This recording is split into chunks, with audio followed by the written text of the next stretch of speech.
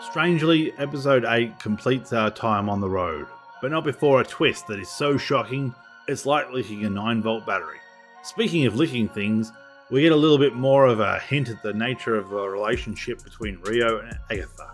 There's a couple of revelations in this episode that are meant to be big reveals, but I was just left shrugging my shoulders.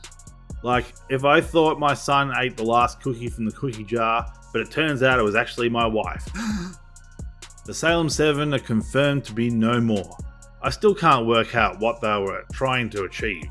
I thought they might have been the witch police, making sure that witches stay in line, but nope, it seems they were just the boogeymen. But at least Rio continues on the tradition of waiting off camera while our characters can have a heart-to-heart before attacking. It's all set up so poorly. And Rio says she needs X thing to happen, but she's also happy with Y thing happening instead. No, you also need X thing to happen too. You can't permit X to stand. Why are you making bargains? Anyway, enough of this rot. On to the spoilers and my review and recap of episode 8 of Agatha All Along. Alice gets a final scene from beyond the grave. Death says that she's a protection witch. She died protecting someone. It's kind of irrelevant. What's more irrelevant is that it seems that this version of Death doesn't do the killing, but more the leading away of the souls. So she's not very scary at all. Why have a callback to something that happened 3 episodes ago and just be done with it immediately? Aubrey Plaza overacting horribly. Can we just get to the part where she shags Thanos? Death is annoyed that Billy should be dead, so she wants his soul. But if she kills him, he'll just go get another body. This is what I meant about wanting X but settling for Y. She needs Billy to die. She can't accept any substitutes. Yet, she accepts substitutes. Is it upsetting the natural order or not? Agatha apparently got special treatment, but she doesn't seem to think of it as a boon. I despise how this show lets us know that the characters knew some info all along that explains everything, but they keep us in the dark.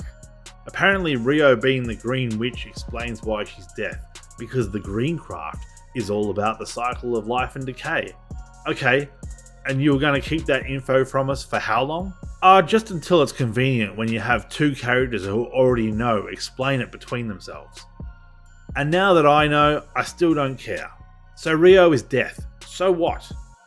This would be interesting info if the point of the journey was to find death or to cheat death, or death was with us all along, but it's not the point, therefore it's pointless.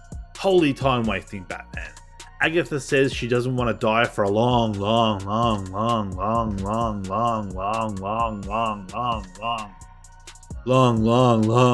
time. And Rio mulls it over for a full 20 seconds before agreeing. 20 seconds of her staring off into the middle distance. Why do they feel the need to pad this out?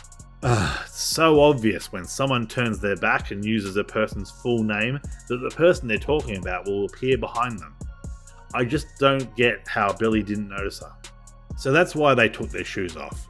I asked that very question back in episode 2, and here we are. It's so we can know that they went around in circles. How very contrived. What awful writing. Boo! Boo, I say. I honestly thought Jen was going to tell them that we drop down into the black goo and in the tunnels is an exit. But she never did. So that entire part of the last episode is pointless. Such woeful writing. Geez, Agatha is really chewing the scenery. Especially her, "Fine, stay here" line. They couldn't have had another take? Now they're saying that they took their shoes off out of respect for the road. Well, screw the road. Let's put our shoes back on. And now they're waking up in body bags. Why the hell does a staircase indicate that it's Agatha's basement? It really bothers me that the lights counting down make a noise only when they're on screen. That's just sloppy editing. So the old-timey doctor guy was a whole heap of nothing, and it was actually Agatha that bound Jen. What a ripoff. Another scene of repetition. You hold nothing. Man, they are really padding this episode out for some reason. Did they only have enough for 8 episodes but decided to make it 9 at the last minute? They're really saving a fortune on effects. That's smart. They didn't show the people disappearing when they put their shoes on, and they didn't show Jen fading away. And then there were 2. I have no idea what's happening with finding Tommy a body. Is it just that Billy realizes that he doesn't want his brother back badly enough to kill another child? At this point, I'm beyond caring. And now there is one. Why is there a dandelion seed in Agatha's locket? Is it just so she can plan it if a crack appears in the floor of a challenge she's doing? What a load of old BS. Jeez, she rubs it in her eye so it can get moistened by a tear. Why not just lick it? She's face down and the seed starts growing and somehow she's aware of it. Give me a break.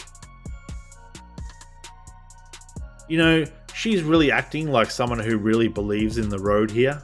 Let me out, I play by your rules and I passed the last trial. Aubrey Plaza giving Agatha a run for her money in the scenery chewing stakes.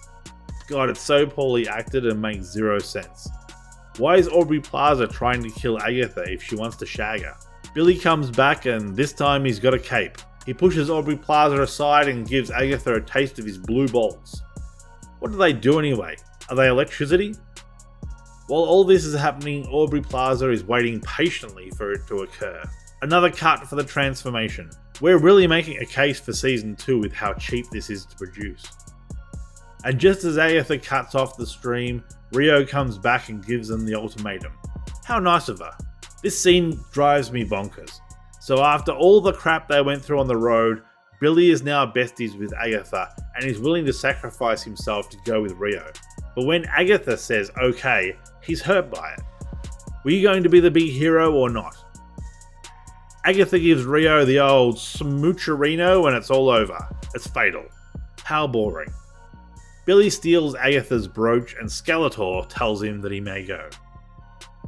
Billy goes home and realizes that all of the elements of the road were made up from things that were in his bedroom. He created the road to match his concept of what witchcraft should be.